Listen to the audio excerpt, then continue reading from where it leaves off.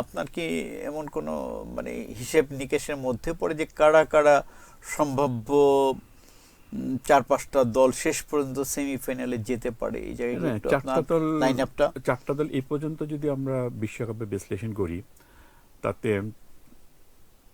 আহ, আমি কিন্তু প্রথমে আগে রাখবো জার্মানকে। ফাইন।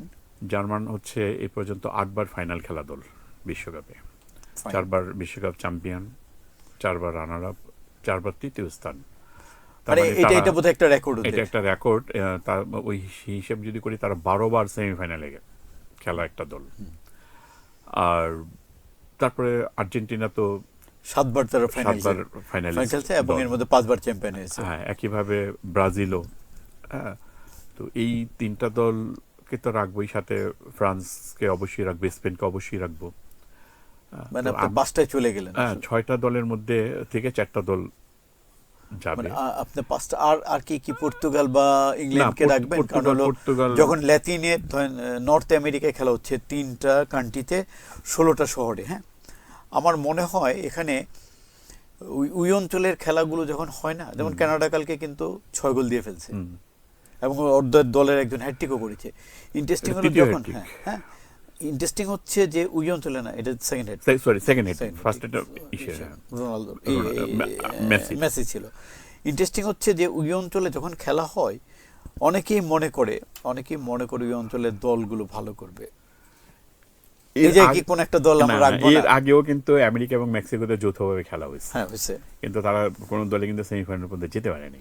হ্যাঁ, তো এবং এই যাবৎকাল কোনো হোস্ট দল চ্যাম্পিয়ন হয়েছে সেই রকম রেকর্ড নেই। তো সেই হিসাবে আমার কাছে এখন পর্যন্ত মনে হচ্ছে কানাডা বা মেক্সিকো হচ্ছে আমেরিকার দলটা অনেক দুর্দান্ত, গোছালো একটা দল। তবে আমার মনে হয় না যে ওই 3 দলের মধ্যে থেকে কেউ যদি সেমিফাইনালে যায়, তো সেটা ইউএসএ। হ্যাঁ, ইউএসএ যাওয়ার সম্ভাবনা থাকতে পারে, কিন্তু আমার তবে সম্ভাবনা কম। সম্ভাবনা কম না। আপনি ওই যে 5 বলছেন, 5-এর বাইরে যদি হয় পর্তুগাল বা অন্য কাউকে এগিয়ে না, নেবেন?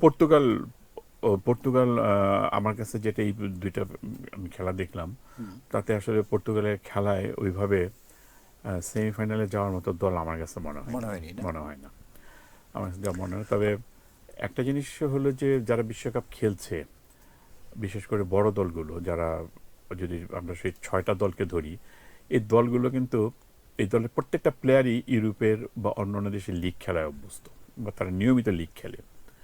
আপনার ইউরোপে দেখেন, আপনার ফ্রান্স লিগ, স্পেনিশ লিগ তো বিশ্ব সেরা, আপনার ইটালির সিরি লিগ, সিরে, হ্যাঁ, জার্মানের লিগ আছে, ইংল্যান্ডের, বুন্দেসলিগা, হ্যাঁ, ইংল্যান্ডের ইংলিশ লিগ। English league.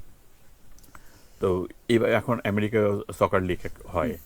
তো এই মানে কোনো না কোনোভাবে এই দেশগুলো যে এতগুলো দলের যে খেলাগুলো হয়, এরা কিন্তু হচ্ছে এই প্লেয়ার যারা বিশ্বকাপে খেলতেছে, এরাই কোনো না কোনো ক্লাব খেলে, টিমে খেলে অধিকাংশ। এবং প্রত্যেকটা প্লেয়ারই কিন্তু এই ক্লাব মানে টিমে খেলার সুবাদে প্রত্যেকের সঙ্গে মানে বিষয়টা অবগত।